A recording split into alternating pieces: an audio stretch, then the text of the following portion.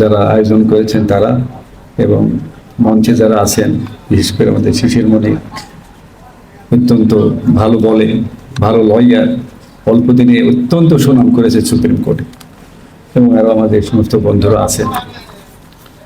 আর আমার সামনে আজকে যারা আছেন অত্যন্ত স্নেহের, সকলকেই আমি আমার পক্ষ থেকে শুভেচ্ছা জানাচ্ছি।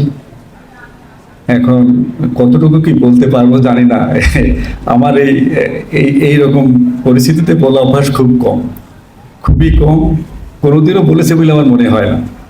তবে আল্লাহর রহমতে কোর্টে আমি পারি, কোর্টে আমার কোনো প্রবলেম হয় না, ঘন্টার পর ঘন্টা আমি বলতে পারি। কিন্তু এই যে এতগুলো মানুষের সামনে, কারণ ওই কোর্টে তো থাকে খেলে জজরা 3-4 জন বা 2 জন 5 জন 7 জন, আর পেছনে থাকে সব, আর আপনারা সামনে আছেন, তো এই জন্য একটু সমস্যা হতে পারে, কারণ আমি একেবারেই অভ্যস্ত না এটা বলার। তো যাই হোক, তারপরেও আজকে আমাকে যখন একটা বিষয় বলার জন্য বলা হয়েছে, তো যতটা পারি, আমি যতটুকু হয়তো কিছুই জানি না, এখন যতটুকু জানি দেখে আপনাদেরকে কিছু বলতে পারি কিনা চেষ্টা করবো ইনশাল্লাহ। এখন আমাদের প্রথম যে আজকে আমাকে বলার জন্য বলা হয়েছে সেটা হলো civil code practice and procedure, তাই তো? Civil code practice and procedure. তা এখন এই civil code practice and procedure এই জিনিসটা জানতে হলে আমাদেরকে একটু একেবারে একটু অনেক আগে যেতে হয়। কবে থেকে এই শুরু হলো, কবে থেকে এর মানে এই প্রসিডিওর শুরু হয়েছে, কবে থেকে কোর্ট হয়েছে, ইত্যাদি ইত্যাদি। তো আমাদের এই প্রথম যে সিভিল কোড প্রসিডিওর, এই যে এইটা ইন্ট্রোডিউস হয়েছে কিন্তু এই 1908 সাল না, এটা হয়েছে অ্যাক্ট 8 অফ 1859-এ। অ্যাক্ট 8 অফ 59-এ ফার্স্ট এই সিভিল প্রসিডিওর কোড এইটা ইন্ট্রোডিউস হয় আমাদের এই ব্রিটিশ ইন্ডিয়া এই রিজিয়ন। পরবর্তীকালে এই ফার্স্ট যেটা হলো এইটাকে রিপিল করে সেকেন্ড যেটা হলো সেটা হলো 1877 সালে। প্রথমটা রিপিল হয়ে গেল, আসলো 1877। সেকেন্ড যেটা সেটা আসলো 1882 সালে থার্ড। ফোর্থটা যেটা এখন আমরা বর্তমানে যে কোড অফ সিভিল প্রসিডিওর, যেটা আমরা চর্চার মধ্যে আছি, যেটা আমাদের প্র্যাকটিস, এই প্র্যাকটিস শুরু হলে 4 নম্বর যেটা, সেটা হলো 1908 সালে। 1908 সালে অ্যাক্ট 5, এই অ্যাক্ট 5 দ্বারা এখন যেটা আমরা বর্তমানে এই চলছে। এর অনেক অ্যামেন্ডমেন্ট যেটা হয়েছে সেটা এই অল্প পরিসরে সেটা বলা অত্যন্ত কঠিন। এইটা আমরা যদি সময় সুযোগ হয় তাহলে আমরা সেগুলো নিয়ে আলোচনা করব। এখন আমাদের এই যে civil practice and procedure, mister Baten এটা অনেক সুন্দরভাবে বলেছে, আমরা কিভাবে এই যে সিভিল কোড যে প্র্যাকটিস, এটা কিভাবে আমরা শুরু করতে পারি এবং কিভাবে এর আমরা আস্তে আস্তে উৎকর্ষ সাধন করতে পারি। সিভিল কোডের প্রথম যে কাজ, আমরা এখন অবশ্য যদিও হাইকোর্টে প্র্যাকটিস করছি সকলেই, কিন্তু এই হাইকোর্টের আগে আমাদের কিন্তু আরেকটা কোর্ট ছিল যে আমরা যেখান থেকে শুরু করেছিলাম, সেটা হলো আমাদের জেলা জজশিপের অধীন যেটা অ্যাসিস্ট্যান্ট জাজ কোর্ট। আগে মুন্সিপ ছিল, পরবর্তীকালে অ্যাসিস্ট্যান্ট জাজ কোর্ট হয়েছে। এখান থেকে কিন্তু আমাদের শুরু। তো যখন কোনো মামলা কোনো লয়ারের কাছে আসে, তখন কাজটা কি করবে, সে কিভাবে সেই লোকটাকে রিলিফ দিবে, এইটাই কিন্তু আমাদের প্রথম কাজ, যেটা আমার লার্নেড ফ্রেন্ড বলে গেছেন বাতেন সাহেব। একটা মামলা যখন আসবে আমাদের কাছে, আসলে পরে প্রথমেই আমাদের কাজ হবে তার কাগজপত্রগুলো সুন্দরভাবে আমাদেরকে কিছু সমস্যা নেই, কিছু কি সমস্যা হয়েছে, কিছু সমস্যা,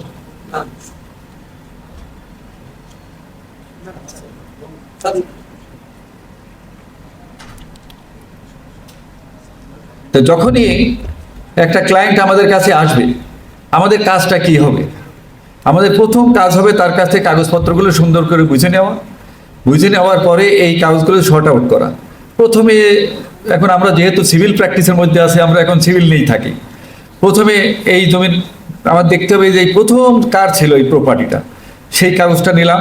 নেওয়ার পরে সেই প্রপার্টি থেকে কিভাবে আমি আমার টাইটেলটা অ্যাকোয়ার করলো সেটা আমি বুঝে নিলাম। তারপরে রেকর্ডটা কার নামে হলো সেটা বুঝে নিলাম। তারপরে মক্কেল কেন আমার কাছে আসলো সেই বিষয়টা বুঝে নিলাম। বুঝে নেওয়ার পরে তারপরে আমার কাজ হবে এই মক্কেলের জন্য একটা আর্জি রেডি করা। এতগুলো জিনিসটা সুন্দরভাবে বুঝে নেওয়ার পরে তারপরে আমার কাজ হবে যে তাকে আমার তো রিলিফ দিতে হবে। তাহলে রিলিফ দিতে হলে আমার কীভাবে প্রসিড করতে হবে। প্রথমে যখন এসছে উনি ওনার কাছ থেকে শোনার পরে কাগজপত্র দেখে প্রথমে চিন্তা করতে হবে যে আমার মামলাটা হবে কোথায়, কারণ কোর্ট তো অনেক, তাহলে কোন জায়গাটা মামলাটা হবে এইটা আমাকে প্রথম সিদ্ধান্ত নিতে হবে। তাই সিদ্ধান্ত নিতে হলে আমাদের প্রত্যেকটা মামলার একটা নির্দিষ্ট ভ্যালুয়েশন থাকে।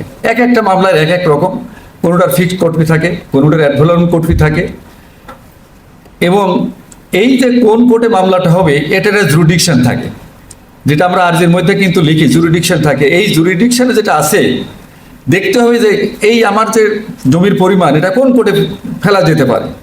যদি অ্যাসিস্ট্যান্ট জাজে হয় তাহলে সেখানে একটা ভ্যালুয়েশন আছে, অ্যাসিস্ট্যান্ট জাজ কত পর্যন্ত শুনতে পারে তার মধ্যে পড়ে কিনা। সেকেন্ড যদি দেখা যায় ভ্যালুয়েশন বেশি হয় তাহলে যুগ্ম জেলা জজে হবে, আগে ছিল সাবঅর্ডিনেট জাজ, এখন হয়েছে জয়েন্ট ডিস্ট্রিক্ট জাজ, সেখানে মামলা হবে। এখন আমি সেট করলাম যে এই মামলাটা আমাদের অমুক কোর্টে করতে হবে।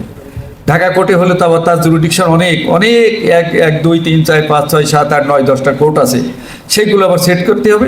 করে আমি এখন আমি মেন আর্জি প্রিপারেশন আমার নিতে হবে। তাহলে এই প্রিপারেশনটা আমি কীভাবে এখন শুরু করব। শুরু করতে হলে আমাকে দেখতে হবে যে এই যে বাদী বিবাদীর নাম, কোর্টের নাম, এগুলো তো গেলই কমন। এই যে আমার অ্যাকোয়ারিং টাইটেল, আমি যে কীভাবে জমিটা পেলাম এইটা আমি কীভাবে সেট করব।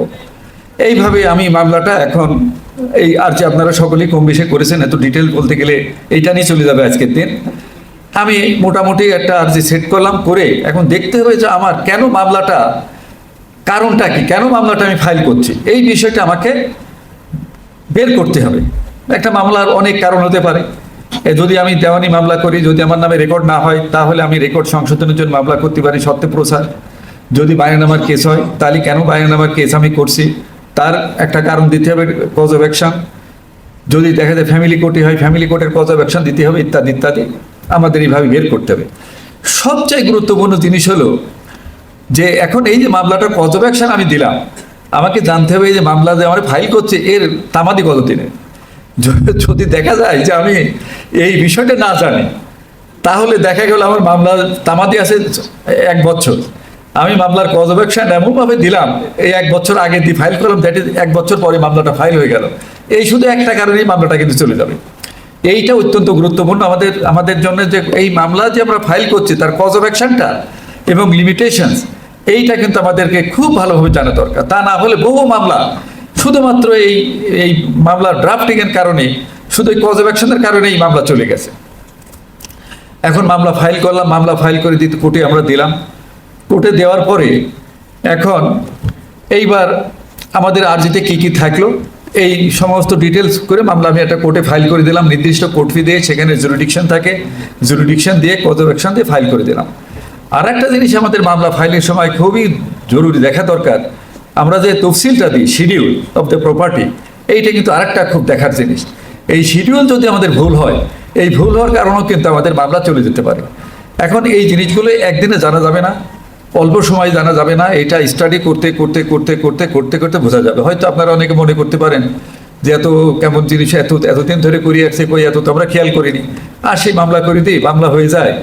এই বিষয়টা জানবেন যখন মামলা দেখা। ট্রায়াল কোর্টের যেটা আমার লার্নেড ফ্রেন্ড বাতেন সাহেব বললো যে এটা ট্রায়াল কোর্ট বুঝতেই পারেনি, বা ট্রায়াল কোর্টে যে লজ আসে ধরাতে পারেনি, অ্যাপিল কোর্টও এটা ধরতে পারলো না, হাইকোর্টে এসে প্রথম এই বিষয়টা, কারণ হাইকোর্টে যারা লয়ার থাকে অনেক অনেক তারা অভিজ্ঞতা সম্পন্ন লয়ার থাকে, তারা জানে যে কোনটা দেওয়া দরকার, কোনটা দেওয়া দরকার না, কোনটা ভুল হলে পারে মামলা খারিজ হতে পারে, ইত্যাদি ইত্যাদি। হয়তো এই বিষয়টা দেখা গেলে এমনভাবে দেখা গেল যে শুধুমাত্র একটা কারণেই 2 কোর্ট জিতে এসছে, এখানে মামলা হেরে যাবে। অতএব মামলা করার সময় এই শিডিউল অফ প্রপার্টি, এইটা এমনি ছোট্ট করে আমি বলি, শিডিউল অফ প্রপার্টি দেওয়ার সময় সকলে খেয়াল করবেন একটা ডিমার্কেশন দিতে হবে। ডিমার্কেশন দিলে মামলাটা ফেল হওয়ার সম্ভাবনা খুব কম থাকে। বাউন্ডারি অফ দ্য ল্যান্ড, পূবেকে পশ্চিমীকে, উত্তরীকে দক্ষিণীকে। যদি দেখা যায় ফ্র্যাকশন অফ ল্যান্ড হয়, একটা দাগে জমি আছে 20 শতক, এখন আমার মামলা হবে 10 শতক। এই 10 শতক জমি না দিয়ে আমি বললাম অত নম্বর দাগে 20 শতকের মধ্যে 10 শতক নালিশি জমি। এটা কিন্তু শুধুমাত্র এই আনডিমার্কেটেড থাকার কারণে এই মামলাটা ফেল হয়ে যাবে। শুধুমাত্র আনস্পেসিফিকেশন অফ দি সুটল্যান্ড, আমাদের যে সিপিসিটার ধারা আছে অর্ডার 7 রুল 3, এই অর্ডার 7 রুল 3-তে এই মামলাটা চলে যাবে। অতএব এইটা আমাদের অত্যন্ত সাবধানতার সঙ্গে কাজ করতে হবে। তাহলে আমাদের সাবধানতা একটা আর্জের মধ্যে একটা হলো কজ অফ অ্যাকশন, একটা হলো জুরিডিকশন, একটা হলো এই শিডিউল অফ দি প্রপার্টি। আর ফ্যাক্টস তো সুন্দরভাবে না বলতে পারলে হবে না। এখন জমিটা ছিল অমুকের থেকে একবার চলে গেলাম যে আমার মামলা ফাইল দাখিল করতে হবে না। কিভাবে কার জমি ছিল, তার থেকে আমার কাছে কিভাবে আসলো, এটা এত সহজভাবে বলতে হবে, সহজেই জজ সাহেব বুঝতে পারে 2 মিনিটের মধ্যে এই জমি থেকে এই কাজ থেকে এর কাছে আসলো। আমরা অনেকে কিন্তু আর্জিটা অনেক বড় করি, এটা আমাদের এই বাস্তব জীবনে আমরা দেখেছি। এত বড় করি, এই বড় করার কারণে আমরা ওই আসল জায়গা পর্যন্ত পৌঁছাতেও পারিনি, নিজেরাও পৌঁছাতে পারিনি, জজরাও দেখা তাদের ধৈর্য থাকে না। ছোট যদি হয় তাহলে এই বিষয়টা জজরাও খুব ধৈর্য সহকারে শোনে, নিজেরাও অতি সহজে বুঝতে পারি এবং কোর্টকে অতি সহজে বোঝানো যায়।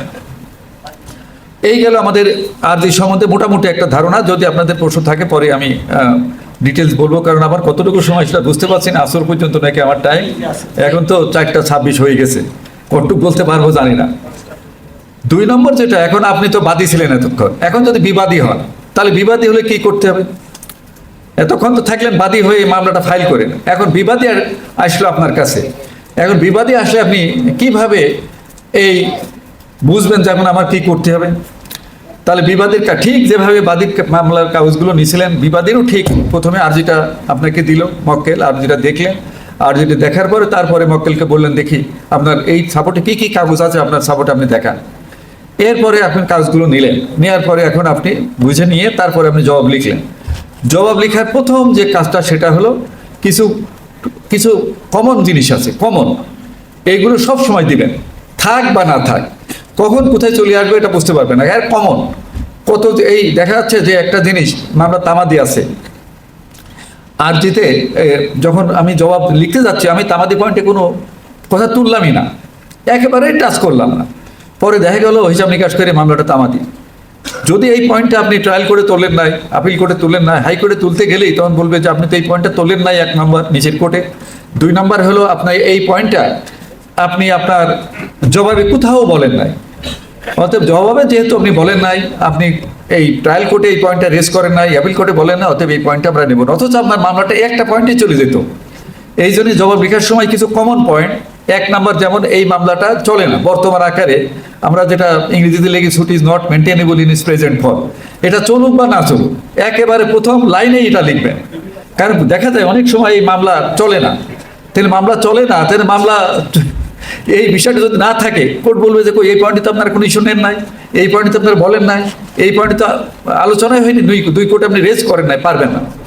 এই জন্য প্রথম মামলাটা বর্তমান আকারে এই মকদ্দমাটা রক্ষণীয় না, এটা 1 নাম্বারই। সেকেন্ড নিমের এই মামলাটা পক্ষদোষ অচল। অনেক সময় দেখা যায় মামলাটা পক্ষদোষী অচল আছে, কিন্তু পক্ষদোষ পয়েন্টে আমরা কোনো রকম এটা রেজই করলাম না, জবাবে বললামই না, অথচ দেখা যাচ্ছে মামলাটা পক্ষদোষী অচল। এই মামলাটা যদি পক্ষদোষী অচল হতে একটা ছোট পয়েন্টেই কিন্তু মামলাটা চলে যেতে পারে। এখন এই পয়েন্ট যদি আমাদের না থাকে, জবাবে যদি না থাকে, তাহলে এই পয়েন্ট আমরা রেজ করতে পারবো না। এই কারণে জবাবে আমরা একেবারে ইনভেরিয়েবলি এটা দেবই যে এই মামলাটা পক্ষদোষী অচল, থাক বা না থাক সেটা কোর্ট বুঝবে। 3 নম্বর যেটা, সেটা হলো বার্ড বাই লিমিটেশন, যেটা আমি এর কথা বললাম এতক্ষণের তামাদি। এই তামাদির পয়েন্টের এই 3টা পয়েন্ট একের কমনলি নিতেই হবে, থাক বা না থাক, এটা একেবারে আমাদের এই সিভিল প্র্যাকটিসে এই 3টি একেবারে মেন, এই জিনিসটা আমাদের নেওয়া দরকার। এখন এই 3টি নিলাম, নেওয়ার পরে এখন আমাদের নেক্সট কাজটা কি? নেক্সট কাজ হলো কোর্ট ফিটা ইনসাফিসিয়েন্ট, এটাও একটা কমন পয়েন্ট নেওয়া যেতে পারে। নেক্সট পয়েন্ট হলো এই যে আমরা জবাব তো লিখব, আর্জিতে যে সমস্ত কথা বলেছে এই কথাগুলো কি আমরা অস্বীকার করব না অস্বীকার করব না, এইটা কিন্তু আমাদের এটা গুরুত্বপূর্ণ। অনেকে দেখা যায় যে আর্জিতে আমরা শুধুমাত্র জেনারেল ডিনাইল দিই, জেনারেল ডিনাইল দিয়ে দিলাম। ওই আর্জিতে যেটা আসে, অমুকের জমি ছিল, অমুকের থেকে অমুক পাইলো, অমুকের কাছে অমুক পাইলো, অমুকের কাছে অমুক পাইলো, এই যে বাদী বললো এই কথাগুলো ঠিক না, এই বললাম বলেই প্রকৃত বৃত্তান্তে চলে গেলাম। এই এই যে জেনারেল ডিনাইলটা সমস্তগুলো আমরা জেনারেল ডিনাই দেব, যে এটা না, এটা না, এটা না, এটা না, এটার জেনারেল কিন্তু থাকলেও আমরা জেনারেল ডিনাইল দিয়ে যেতে হবে, না হলে ওর অ্যামাউন্টটা অ্যাডমিশন হয়ে যাবে। এই জেনারেল ডিনাইল দেওয়ার পর যখন প্রকৃত বৃত্তান্ত ফ্যাক্টসে আমরা যাব, এই ফ্যাক্টসে যাওয়ার পরে এই আমাদের একটা কাজ আছে, কিন্তু ফ্যাক্টসে যাওয়ার পরে অনেকেই আমরা যেহেতু মনে করি যে হয়তো ডিনাইল তো দিয়ে দিয়েছি, এখন তো আর দরকার নাই, এইটা কিন্তু আমাদের মারাত্মক ভুল। এই ডিনাইলটা হতে হবে মাস্ট বি স্পেসিফিক। এইটা আমরা পাবো অর্ডার 8। অর্ডার 8 হলো আমাদের এই জবাবের প্লেনটা যেটা আছে অর্ডার 7, কিন্তু আমরা যেটা আগে বলেছি প্লেনটা, এটা হলো অর্ডার 7, আর এই জবাবটা হলো অর্ডার 8-এ। এই অর্ডার 8-এ যে জবাব আছে এর 3 এবং 5, রুল 3 এবং 5, এইটা হলো গুরুত্বপূর্ণ। এখানে বলা আছে যে এই যে denial must be specific, evasive denial is no denial in the eye of law, it amounts to admission. এখন যদি দেখা যায় আমরা জবাবে দিলাম ওই যে প্রকৃত বৃত্তান্তর আগে প্রত্যেকটাই আমরা ডিনাই করলাম, ডিনাই করে করে প্রকৃত বৃত্তান্তে শুধুমাত্র আমাদের কেসটা দিয়ে দিলাম, দিয়ে বললাম যে বাদীর মামলা খরচা সহ খারিজের আদেশ দেন, তখন প্রশ্ন আসবে যে আপনি যে বাদীর কেসটা এটা কি স্পেসিফিকভাবে ডিনাই করেছে? দেখা যাবে জবাবে আমার স্পেসিফিক কোনো ডিনাইল নাই, ডিনাইলটা আছে জেনারেল ডিনাইল। এই যে জেনারেল ডিনাইল আছে, এই জেনারেল ডিনাইল কারণে আমার মামলাটা কিন্তু আমার জবাবে আমার মক্কেলকে আমি রিলিফ দিতে পারবো না। ওই বাদীর কেস যেটা আছে এই কেসটা এটা অ্যামাউন্টস টু অ্যাডমিশন হয়ে যাবে। এই কারণে আমাদের ডিনাইল দেওয়ার সময় স্পেসিফিক্যালি আমাদেরকে ডিনাইল দিতে হবে। এই গেল আমাদের জবাবের কথা। এইবার ট্রায়াল করে জাজমেন্টে সাক্ষী শপথ হয়ে গেল। সাক্ষীর সময় একটু খেয়াল করতে হবে আমাদের। সাক্ষীতে অনেক সময় আমরা আমি কিন্তু যা বলতে সব আমাদের কিন্তু অনেকে মনে করতে পারে যে আমরা হাইকোর্টে প্র্যাকটিস করছি, এসব তো নিচের কোর্টের কথা হচ্ছে। হাইকোর্টের কথা কই? এই হাইকোর্টের কথা বলতে গেলে কিন্তু আপনার নিচের কোর্ট যদি আপনি না বুঝতে পারেন, না জানতে পারেন, তাহলে হাইকোর্টে এসে কিন্তু আপনি বড় উকিল হতে পারবেন না। হাইকোর্টে প্র্যাকটিস করতে পারেন, সব পারবেন, কিন্তু বড় উকিল হতে হলে আপনাকে এই প্রসিজারগুলো জানতে হবে। তা না হলে আপনি হাইকোর্টে এসে এই মামলার মধ্যে যে ডিফেক্ট, এই ডিফেক্ট আপনি বের করতে পারবেন না, কোনোদিনও পারবেন না। কারণ মেন জিনিসটা থাকবে হলো নিচের কোর্টের, যে যত আর্জি জবাব যত ভালো হবে, এভিডেন্স যত ভালো হবে, আপনি আপনার পক্ষের মক্কেলকে তত হাইকোর্টে এসে তত রিলিফ দিতে পারবেন। আপনার আর্জি খারাপ, জবাব খারাপ, সাক্ষী ভালো হয়নি, যত বড় লয়ারই আপনি হন, যত আইনি আপনি জানেন, আপনার মক্কেলকে কোনো রিলিফ আপনি এখানে দিতে পারবেন না। ওখানে জিতে এসছেন কিন্তু এখানে আপনি হেরে যাবেন, একেবারে দাঁড়িয়ে হারবেন। এই কারণে আপনার এই জিনিসগুলোর প্রতি খুবই খেয়াল করতে হবে। এখন থার্ড যে স্টেজ সেটা হলো সাক্ষী শপথ হয়ে গেল। সাক্ষী শপথ হওয়ার সময় আপনাদের কিছু ডিউটি আছে, এইটা আমরা সাধারণত লয়াররা করি না। আমাদের বেশিরভাগ লয়ার, কারণ এই একটা জিনিস বাস্তব জিনিস বলি, মানে বাস্তবতা প্রত্যেকটা কোর্টে, মানে আমি লোয়ার কোর্টের কথা বলছি, এই কোর্টে কিন্তু লয়ার থাকে শোয়া শোয়া, কোনো কোনো জায়গায় হাজার হাজার, কিন্তু এই কেস করা লয়ার থাকে কিন্তু হাতে গোনা 5-10 জন। এই ঘুরে ফিরে সব লয়াররা কেস পায়, এসে ওই যখন কেস ট্রায়ালে আসে তখন ওই 5-10 জনের কাছে আসে। এই 5-10 জনের কাছে এত পরিমাণ চাপ হয়, এই 5-10 জন লয়ার এটাকে ঠিকভাবে হ্যান্ডেলিং করা তাদের জন্য কঠিন হয়ে যায়। এই জন্য এই জিনিসটা আপনাদের খেয়াল করতে হবে। যখনই কোনো কেস আসবে, যখন এভিডেন্স লিড হবে, নিচের কোর্টে যখন সাক্ষী হবে, এই সাক্ষীকে আপনাদেরকে একটু ধৈর্য সহকারে, মনোযোগ সহকারে এই সাক্ষীকে আপনাদের জানাতে হবে যে আপনার মামলার কিন্তু এই বিষয় আছে, এই বিষয়গুলো যদি আপনি ঠিকভাবে বলতে না পারেন তাহলে কিন্তু আপনার বিরুদ্ধে চলে যাবে। এখন আমরা দেখি কি বেশিরভাগ ক্ষেত্রে মামলা শুরু হয়ে গেছে, ডাক দিল, আসেন সাক্ষী আসেন, একটা সাক্ষীর সঙ্গে কোনো পরামর্শ না। সাধারণ মানুষ কোর্টে যাই এমনি লয়ারাই ভয় পায়। কোনোদিন কোনো লয়ার যদি সাক্ষী হন তাহলে বুঝবেন ওই ডাইসে দাঁড়ালে এমনি হাত পা কাঁপা ধরে। আর এই লয়ারে যখন প্রশ্নে কিচ্ছু ঠিক রাখতে পারেন, সব উল্টাপাল্টা বলে। যদি একটু ট্রেনিং তাদের না দেওয়া হয়, ট্রেনিংটা দিবেন সত্য, ট্রেনিংটা মিথ্যা দিবেন না, ট্রেনিংটা সত্য ট্রেনিং, আপনার যে কেসটা সেই কেসটাই তাকে কীভাবে বলবেন না বলবেন এই জিনিসটা জানিয়ে দেওয়া। এভিডেন্স হয়ে গেল। এখন আর্গুমেন্টের সময় ঠিক একইভাবে আপনাকে দুইটা জিনিস ঠিক করতে হবে। একটা হলো আপনার ফ্যাক্টস আর একটা ল। এই দুটো জিনিসের প্রতি কিন্তু এতক্ষণ তো আমরা ফ্যাক্টসের মধ্যেই ছিলাম, এই ল কিন্তু আপনাকে এই মামলার সঙ্গে সঙ্গে আপনার ল সেট করতে হবে যে আপনার এই যে মামলাটা আছে, তাহলে আমার এই মামলাটা আমি বাদী, এখন আমি বাদী পক্ষের আর্গুমেন্ট করব, তাহলে কিভাবে বিবাদী একটা জবাব দিয়েছে, আমার একটা কেস আছে, তাহলে আমি কোন রাস্তায় গেলে আমি আমার মামলায় আমার মক্কেলকে আমি রিলিফ দিতে পারি, সেই জিনিসটা করতে হলে আপনি তাহলে আমার কোন আইনগুলো আমার এই মামলার জন্য প্রযোজ্য, সেই বিষয়গুলো আপনাকে সেট আপ করতে হবে। আপনি একে দাঁড়াই আর্গুমেন্ট শুরু করে দিলেন, আইন নাই, কানুন নাই, কোনো কিচ্ছু নাই, ওই ফ্যাক্টসের উপরে, তাতে আপনার মক্কেলের কিন্তু রিলিফ দিতে পারবেন না। এই মক্কেলের রিলিফ দিতে হলে আপনাকে দরকার আইন। আইন যদি আপনি না জানেন, আইন যে সবই এই আপনাদের অল্প সময়ের মধ্যে সব জেনে যাবেন, এটা আমরাও বলি না যে জানবেন, কিন্তু আইন জানতে হবে। আইন না জেনে একটা জিনিস হয়তো আপনার মনে হতে পারে, এত লেখাপড়া করে আসলাম, আমাদের হাই জজ কোর্টে প্র্যাকটিস 2 বছর 3 বছর করলাম, এখানেও হয়ে গেল 5-6 বছর, তে আবার আর তো সব শেখা হয়ে গেল। এইটা চিন্তা করলে কিন্তু ভালো উকিল হতে পারবেন না। হ্যাঁ, উকিল হবেন ঠিকই, কিন্তু ভালো উকিল হতে হলে আপনাকে পড়াশোনা করতে হবে। এর পড়াশোনার কোনো বিকল্প নেই। আইন সেট করলেন, আইন সেট করে আর্গুমেন্ট করলেন, আর্গুমেন্ট করে আপনি মামলা জিতবেনই, তার কোনো নিশ্চয়তা না, মামলা আপনি হারতে পারেন। এখন আপনি অ্যাপিলে যাবেন, এখন ধরেন জাজমেন্ট হয়ে গেল আপনার বিরুদ্ধে, এখন অ্যাপিলে যাবেন। অ্যাপিল কীভাবে এখন সেট করবেন? অ্যাপিলে আসলে আপনাকে 1 নাম্বার দেখতে হবে জাজমেন্টটা কী দিল কোর্ট। জাজমেন্ট যে কোর্ট, ট্রায়াল কোর্ট দিল, এই কোর্টটা কীভাবে জাজমেন্টটা দিল, কি কি পয়েন্টস আপনার বিরুদ্ধে দিল, এই পয়েন্টসটা আগে বের করেন। যে কি কি পয়েন্টসগুলো আপনার বিরুদ্ধে দিল সেগুলোকে সেট আপ করেন। এই সেট আপ করে আপনি আগে বের করলেন, ফাইন্ড আউট করলেন যে এই পয়েন্টগুলো আমাকে কোর্ট আমার বিরুদ্ধে দিল। তাহলে আমাকে বিরুদ্ধে দিল, তাহলে এর কেন সপক্ষে আমার কি কি আছে, এই জিনিসগুলো আমাকে এখন বের করতে হবে। এখন এই সপক্ষে কি, তাহলে আইন ফ্যাক্টসের কোথায় ভুল হলো, আগে ফ্যাক্টসের ভুলটা কোথায় হলো, তাহলে দেখতে হবে আমাকে এই ফ্যাক্টসের ভুল হয়েছে, সেই ভুলটা সত্যিকারের ভুল না কোর্ট ভুল করলো, এইটা বের করাই কিন্তু আপনার ওকালতি। যে জাজমেন্টটা যেটা হলো, এই জাজমেন্টে যে ভুলটা, যেটা আমার কাছে মনে হচ্ছে ভুল, এই ভুলটা কি আমার ফ্যাক্টসের ভুল না এই ভুলটা কোর্টের ভুল, আগে আপনাকে বের করতে হবে। তাই দেখা গেল যে না, এখানে তো আমার কোনো ভুল নাই, এটা কোর্ট, এটা ওভারসাইট করে এটা কোর্ট নিজে ভুল করেছে, তাহলে সেটা আগে ফাইন্ড আউট করতে হবে যে এটা কোর্টের ভুল, এটা আমার ভুল না। তাহলে গ্রাউন্ডসের আপনার সেট করতে হবে এই যে কোর্ট এই যে ফাইন্ডিংটা দিল, কোর্ট এই যে ফাইন্ডিং দিল, এই ফাইন্ডিংয়ে এই কোর্টে এই ভুলটা করেছে, অ্যাকচুয়ালি এই ভুলটা এইটা ছিল না, এটা কোর্ট ভুল করেছে। এখন এই ভুলের মধ্যে কয়েক রকম আছে।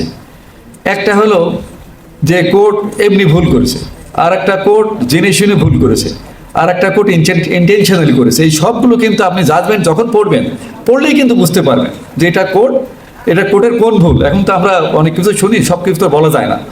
এইগুলো আপনি জাজমেন্ট পড়লেই আপনার যদি নলেজ থাকে তাহলে বুঝতে পারবেন যে এই ভুলটা কোন ভুল, এটা কোর্ট ইচ্ছাকৃত ভুল না এই কোর্টটা এটা না জানার ভুল। কোর্ট সব জানবে তা তো না, জানাবেন আপনি, কোর্ট সব জানবে এটা আপনি মনেই করবেন না। যখন আপনি কোর্টে হিয়ারিং করবেন, আপনার প্রথম কাজই হবে যে কোর্ট জানে না, জানি আমি। এই আপনার ভেতরে কিন্তু এই আত্মবিশ্বাস আপনাকে থাকতে হবে। যদি আত্মবিশ্বাস আপনার না থাকে তাহলে কিন্তু আপনি দাঁড়াতে পারবেন না। কোর্টে দাঁড়ালে কোর্ট ভয় পাবেন, আপনি কোর্টকে দেখে ভয় পাবেন। কোর্টকে প্রথমে আপনার আত্মবিশ্বাস আনতে হবে যে কোর্ট আমার চেয়ে বেশি জানে না, কোর্ট আমার চেয়ে, আমি যা জানি কোর্ট এত জানবে না, এবং আমি আমার মক্কেলকে আমার রিলিফ আমাকে দিতেই হবে। কিভাবে দিতে হবে কোর্টকে করে না, উত্তেজিত করি না, খুব টেকনিক্যালি আপনাকে হ্যান্ডেলিং করতে হবে। এগুলো যদি সময় সুযোগ পায়, কিভাবে আপনাদের আর্গুমেন্ট করতে হবে কোর্টের সঙ্গে, কিভাবে, এগুলো আরেকদিন বলবো। আজকে হয়তো সময় আমার তো বোধহয় যা যেটুক আছে ওই কটটুক বলতে পারবো, জানি না এটুকু পারবো না। সেই জন্য আমি মোটামুটি আপনাদের টাফ দিতে যাচ্ছি। যদি আবার কোনোদিন সময় সুযোগ হয় ইনশাল্লাহ সেদিন আমার ইচ্ছা আছে যে এইরকম একটা, আমি একটু মাঝখানে একটু হয়ে যাচ্ছে, অন্যদিক চলে যাচ্ছে। আমার ইচ্ছা আছে, কিছু জানি না, নিজে জানি না, কিন্তু যেটুক জানি আমার খুব ইচ্ছা যে আমার বিশেষ করে এই নবীন আইনজীবীদের জন্য যদি কিছু যদি যেটুক শিখেছি আপনাদেরকে দিতে পারে, তাহলে আমার কাছে খুব ভালো লাগবে। আমার ইচ্ছা আছে, অত্যন্ত ইচ্ছা আছে। যদি এরকম কোনো সুযোগ সুবিধা পেলেই আমি আপনাদের সামনে আমি আসবো ইনশাআল্লাহ, আমাকে ডাকলেই আমি আসবো, বিশেষ করে সিভিল লতে। এরপরে আপনি এই গ্রাউন্ডস সেট করলেন, কোনটা কোর্ট ভুল করেছে, কোনটা কোর্ট ভুল করলে এটা আপনার গ্রাউন্ড ছিলেন। সেকেন্ড যেতে হবে আপনাকে এই যে ল পয়েন্টস কোনটা ভুল করলো এবং আপনি বলেছেন অথচ সেটা কোর্ট আমলে আনেনি, এইটা কিন্তু আপনাদের খেয়াল করতে হবে যে ল পয়েন্টস কোনটা আমি বলেছি, আর্গুমেন্ট করলাম, অথচ কোর্ট এর ভেতরে আনলোই না, তখন সেটা আপনাকে গ্রাউন্ডস হিসেবে আনতে হবে যে এই ল পয়েন্টস এই মামলার মধ্যে আছে এবং এটা আমি বলেছিলাম, অথচ কোর্ট এটা কনসিডার করেনি। এই গ্রাউন্ডসগুলো আপনাকে নিতে হবে।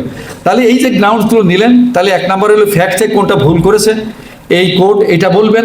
সেকেন্ড গ্রাউন্ডস হলো এই ল পয়েন্টসে আমি এই আর্গুমেন্টটা করেছিলাম, আমরা এজিটেট করেছি এবং এই ডিসিশনগুলো দিয়েছি, কিন্তু এইগুলো কোর্ট কনসিডার করে না, কোর্ট কনসিডার করে না। এইগুলো আপনার গ্রাউন্ডসে দিলেন, নেওয়ার পরে এবার অ্যাপিল শুরু হয়ে গেল। অ্যাপিল শুনানির সময় ঠিক একই অবস্থা ট্রায়াল কোর্টে যেরকম এখন অ্যাপিলের সময়, কারণ ট্রায়াল কোর্টে যখন মামলা যখন হিয়ারিং করেছেন তখন জজ ছিল, তারা নবীন, কিছুটা নবীন, অভিজ্ঞ কম, কিন্তু যখনই আপনি অ্যাপিল হিয়ারিং করবেন তখন সেখানে তাদের জজদের কিন্তু অভিজ্ঞতা অনেকটা বেশি হবে, কারণ অনেকদিন তারা কেস করতে করতে তারা পরিপক্ক হয়ে গেছে। সেখানে আপনার আর্গুমেন্টও করতে হবে টু দি পয়েন্টে এবং আইনসম্মতভাবে। সেখানে আপনি কিভাবে আবার এখন রেডি হবেন কিভাবে, ঠিক একইভাবে আপনার যে বিষয়বস্তু আপনি যেভাবে জমিটা পেয়েছেন এইটা একে সুন্দরভাবে আপনাকে নোট করতে হবে। আরেকটা জিনিস একটু বলি, আমরা যেটা দেখতে পাই এখন, আমাদের তো দেখি আমাদের ফ্রেন্ডসরা যারা আমরা যারা লয়ার যারা এখানে প্র্যাকটিস করি, অনেকেই করেন, হয়তো মনে করতে পারেন আমরা তো করি, বেশিরভাগ লয়ার কিন্তু নোট করে না। এইটা হবে না। সিভিল প্র্যাকটিসের যদি নোট আপনারা না করেন, একটা মানুষ কত মনে রাখতে পারে, কতটা মেধা তো কি পরিমাণ আমাদের আছে সেটা আমরা সকলেই জানি, মুখস্থ রাখা সম্ভব না। আপনার এক নম্বর কাজই হবে যখনই একটা মামলা পাবেন, মামলা পাওয়ার সঙ্গে সঙ্গে আপনি বাদী বিবাদীর কেসটা তো ফ্যাক্টস, এই ফ্যাক্টসটা আপনাকে একের মুখস্থ রাখতে হবে, রেডি। ফ্যাক্টস যদি আপনি ঠিকভাবে কোর্টের কাছে বলতে পারেন, আপনার 50% কিন্তু আপনার জিতা হয়ে যাবে। ফ্যাক্টস আমরা ঠিক মতো বলতে পারি না, কোর্ট জিজ্ঞাসা করে এক, আমরা সেখানে যেতে পারি না, বলি আরেকটা, ওই তাতে কোর্ট অ্যানয়েড হয়ে যায়। এই জন্য ফ্যাক্টস একেবারে এইটা আমাদের এক নাম্বার কাজ। যখনই একটা মামলা পাবেন, মামলা পাওয়ার সঙ্গে সঙ্গে বাদী বিবাদীর কেস রেডি করে ফ্যাক্টস নোট করে রাখবেন, এটা বাদীর কেস, এটা বিবাদীর কেস। এই জিনিসটা কিন্তু আমাদের খুব অভাব। আমার এই দেখছি আমরা, আমাদের তো ওই বহুদিনের অভিজ্ঞতা হলো, বেশিরভাগ লয়ার এই কাজটা করে না, কারণ এটা একটা পরিশ্রম।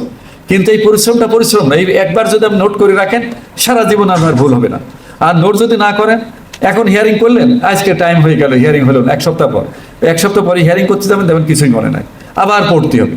আর নোটটা যদি করে রাখেন, আপনি 1 বছর 2 বছর 5 বছর পরে যখনই আপনি এই কাগজটা দেখবেন, দেখলে আপনার একেবারে পানির মতো ঝরঝরে হয়ে যাবে, এই তো বাদীর কেসে, এই বিবাদীর কেসে আমাকে আর্গুমেন্ট করতে হবে। আপনার পরিশ্রম কমে যাবে 50% পরিশ্রম কমে যাবে। তারপরে অ্যাপিলে ঠিক একইভাবে আপনারা আর্গুমেন্ট করলেন, আর্গুমেন্ট করার পরে দেখা গেল এখানে ল পয়েন্টসের বেশি এখানে আপনার প্রয়োগ করতে হবে। তো ল পয়েন্টস বেশি প্রয়োগ করতে হলে আপনাকে আগে থেকে আরও জানতে হবে। এখানে আগে তো ছিল আমাদের ফ্যাক্টস আর ল, এখন আমাদের ফ্যাক্টস থাকবে এই অ্যাপিল কোর্ট কি ভুল করলো, অ্যাপিল কোর্ট যে ভুলটা করলো, তাহলে এখানে আমাদের আর একটা বেশি আসলো যে অ্যাপিল কোর্ট যে ভুলটা করলো, তাহলে এই ভুলের কি ভুলটা করলো আর কি আমাদের এখন কালেক্ট করতে হবে। এখানে আমাদের এই আইনটা কালেক্ট করতে হবে। তাহলে এই আইনটা কালেক্ট করতে হলে আমার জানতে হবে যে এই অ্যাপিলেট কোর্ট যে ভুল করেছে, এই ভুলটা সংশোধন আমরা কিভাবে করতে পারি। এখানে আপনাকে আবার পড়াশোনা করতে হবে, পড়াশোনা করে আইন রেডি করে অ্যাপিলে আর্গুমেন্ট করলেন, অ্যাপিলে আর্গুমেন্ট করে একটা পক্ষ হয় আপনি জিতবেন নাই হারবেন। এখন মামলা চলে আসে হাইকোর্টে। এখন আমরা আমাদের এতক্ষণ তো একটা মোটামুটি একটা দিলাম, একটা আলোচনা করলাম আমরা। এখন আমাদের যে practice and procedure in high court, এইটা এখন আমাদের মূল আলোচনার মধ্যে আমরা এখন আসলাম। কিভাবে এখন আমরা হাইকোর্টে একটা মামলা কিভাবে এই করব, কিভাবে আমরা অ্যাডভান্স করব, কিভাবে আর্গুমেন্ট করব ইত্যাদি নিয়ে এখন আমরা একটু যতটুকু পারি দেখে আলোচনা আমরা একটা করতে পারি। এখন হাইকোর্টে যখনই আপনার কাছে একটা মামলা আসবে, তখন আপনার কাজ কি হবে? আপনি কি তখন সিনিয়রের কাছে দৌড়াবেন? না, সিনিয়রের কাছে দৌড়াবেন না। সিনিয়রের কাছে যদি দৌড়ানোর অভ্যাস করে ফেলেন, এইটা আর এই অভ্যাস বদলাতে পারবেন না। কারণ অভ্যাস বদলাতে পারবেন না এই কারণ একটা মক্কেল আসলো, মক্কেল আপনাকে ফি দিল, ফি দেওয়ার পরে আপনি সিনিয়রের কাছে গেলেন, সিনিয়রকে একটা টোকেন মানি দিলেন, সব কাজ সিনিয়র করে দিল, আপনি আলহামদুলিল্লাহ যে আমার কাজ তো সব হয়ে গেল, জীবনেও কখনো লয়ার হতে পারবেন না। আপনার প্রথম কাজ হলো এখন একটা সিভিল রিভিশন আপনি পেলেন, এখন আপনি কিভাবে এটা শুরু করবেন একটু ধৈর্য সহকারে, মনোযোগ সহকারে এখন